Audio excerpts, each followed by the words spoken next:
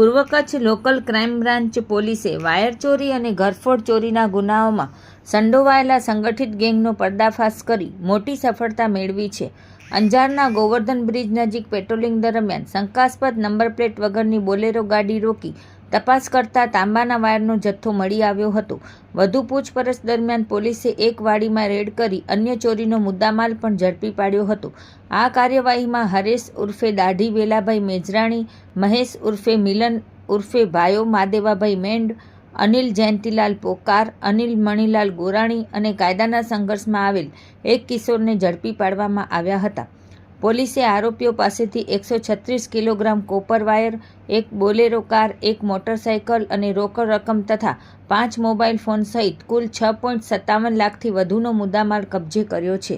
તપાસમાં ખુલાસો થયો છે કે આરોપીઓએ દુધઈ વિસ્તારના સોલાર પ્લાન્ટમાંથી કોપર વાયરની ચોરી કરી હતી.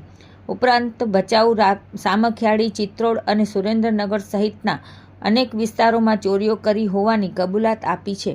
આ કેસમાં વિકાસ ઉર્ફે ટીકડી રાજપૂત, મનીષ ઉર્ફે ટીકડી રાજપૂત, કૃષ્ણા ગુપ્તા, ભરત કોલી, સુરત શુક્લા, રવિ ઉર્ફે વિનીત અને દીપક કંસારા સહિતના આરોપીઓ પકડવાના બાકી હોવાનું પોલીસે જણાવ્યું છે.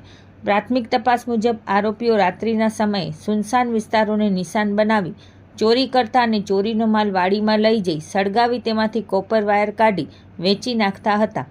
સમગ્ર કાર્યવાહી પૂર્વ કચ્છ એલસીબીના પીઆઈ જે.એમ. વાડા, પીએસઆઈ ડીજી પટેલ અને તેમની ટીમ દ્વારા સફળતાપૂર્વક પાર પાડવામાં આવી હતી.